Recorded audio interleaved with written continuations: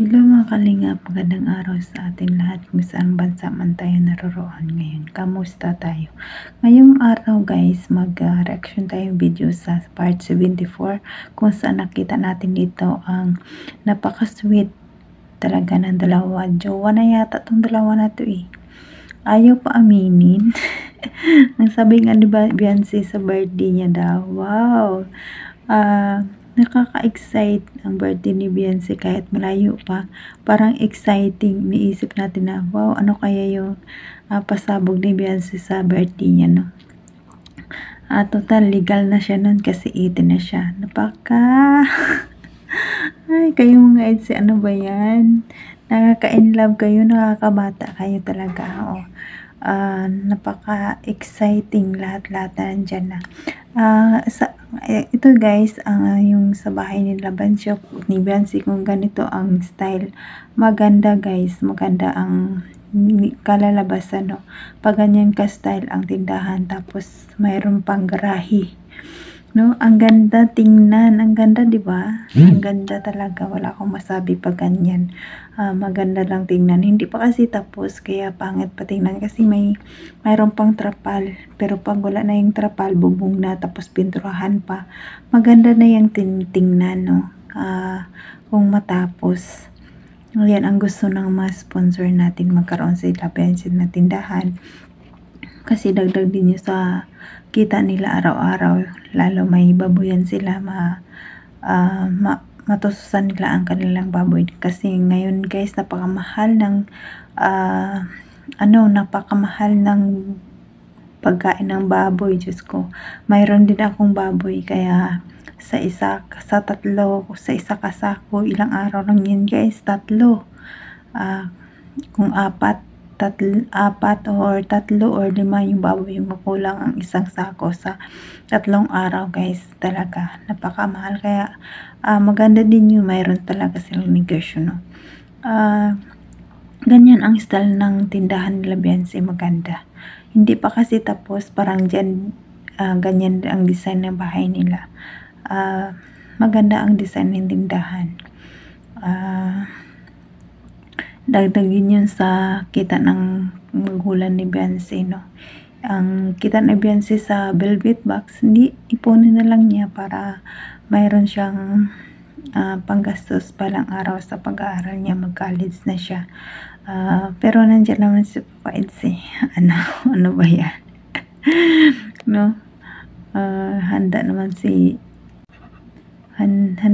Papa Eds magantay. Sabi niya magantay siya, no? Nandyan lang siya para magantay. Wow. Nakaka-excite talaga ang Edsy.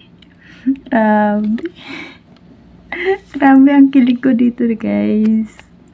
Usapan pa lang nila na magjowa na talaga. May pasiko-siko pa si Beyonce, no? May paganyan-ganyan pa. Huwag daw sabihin, ibig sabihin sila na siguro. Kaya ang sabi nga ni Papa Eds, kailan pa siya ipagkilala na Beyonce sa mga magulang niya, no? Alam naman yan, hindi na dapat ipaalam. Pag nanonood sila ng video ninyo, alam na yan. Pero parang sekreto pa eh, parang mayroon pang ganyan eh. Ayaw pa ipaalam, sabi nga ni Kalingap Ido eh. Kailan gusto pa yata ni Beyonce private. Talaga naman, no? Nakakatuwa talaga ang Edsy, no? Excited na nga kami pag sinabi na ni Beyonce sa magulang niya na sila na. Yun na lang ang inaantay ni Papa Eds, no? Disturbo yung aking alaga kasi may alaga akong maliit, umiiyak. Teka lang, tapusin ko muna ang aking video. Ang hirap kasi magkaroon ng magawa ng video mamaya. Timing ko lang magtulog ang alaga ko. Sanggol pa kasi, 1 buwan pa lang. Kaya wino pa tayo nga sa pagtulog, gagawa ako ng video. Ang hirap talaga ng buhay katulong guys. Ang hirap. Sala sa init, sala sa lamig talaga ang OFW makagawa lang ng video, no? Pero Kilig tayo sa ITZY. Ang ITZY na abangan natin pag birthday ni Beyonce kasi sabi niya sa birthday daw ni birthday niya daw ay ibig sabihin magiging sila na, baka may announcement na engaged na.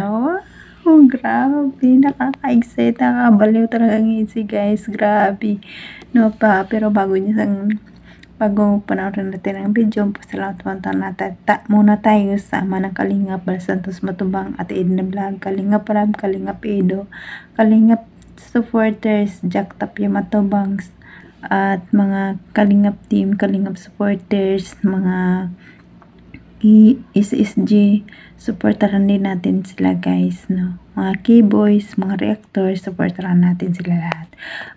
Ako pala si Jasmine05 channel. Kung hindi ka pa nakasubscribe sa aking channel, don't forget to hit the notification bell para updated ka sa aking mga video. Tara guys. Kakalinis. Nakita ko. Kahit kahapon. Gulat nga ako eh. Naghugas ako kanina. Tapos bigla, pag ganun ko, ikaw na ikaw yung nakita ko. Sabi mo, pwede ako bumisita araw-araw. Kahapon, nagbisita ako. Hindi na Kuya Bal. Tapos ngayon. Siyempre, pero dapat nasabi ka. Kasi nagugulat ako. Masanay ka na. Okay lang yun. So, bahay ko rin naman yata ito eh. Diba? Dami kong picture dito. Sabi mo, di na ako iba dito.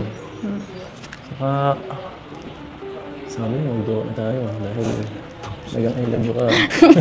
Aray. Nagang I love you ka dyan.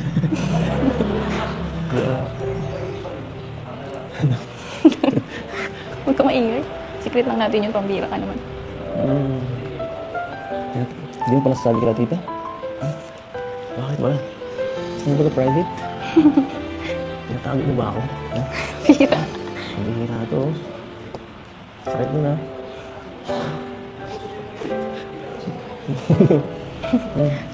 Saka na yun. Saka na. Saka ako na ano formal sasabihin. Napatagal mo pa. Tingin mo ba ako ano na? Sa pag-graduate mo, sa birthday mo ba? Ano? Pagdating sa birthday ko. Wow!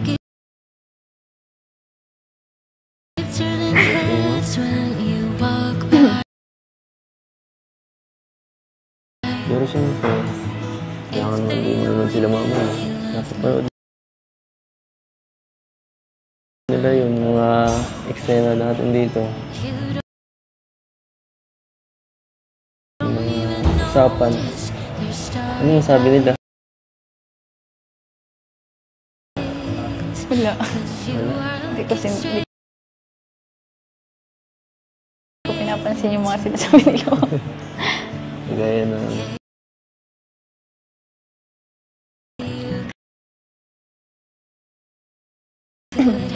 Mga mapangasar yun eh, pag ano napapanood yung mga vlog natin.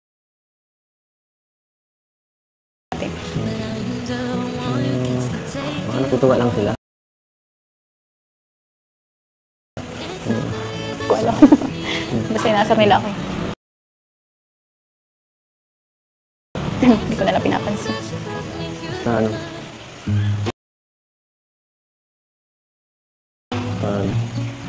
Ready ka na.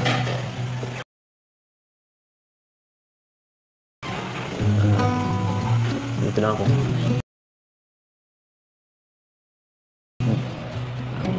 Dito lang ako. Harapin natin.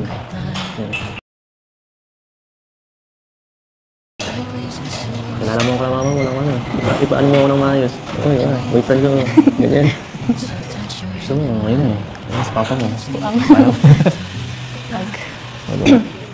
Sige na, maghihintay lang ako. Para sa'yo. Basta ang malaga. Jowa na tayo.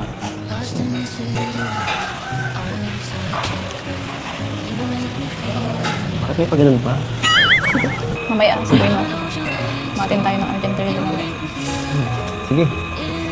Alam mo naman. Palagi akong available eh. Bakit ikaw? Wala kang sira sa schedule ko eh.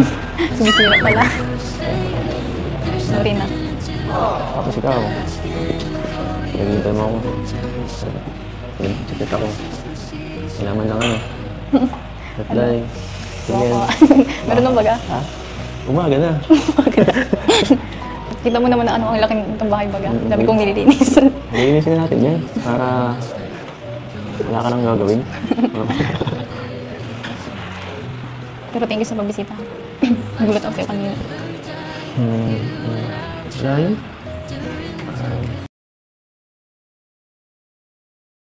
Gusto nga lagi na pasita dito eh, para makita ka. Sorry, check. Time to time.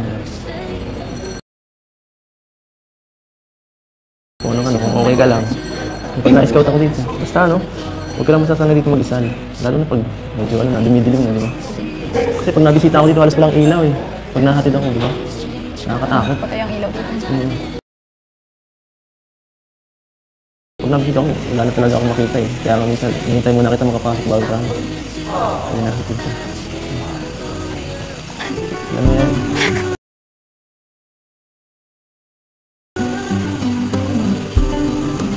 Naintindihan ko kasi na kayo na pag mas okay yung bakod mo na unahin. At no, mas kailangan nyo ngayon. Kasi baka kung sino-sinong umaalig dito paggabi, di na natin alam kung ano. Kasi yun, sikat ka na pati, baga. Sikat ka na. Ikaw na ang pinakasikat dito sa Taisan eh.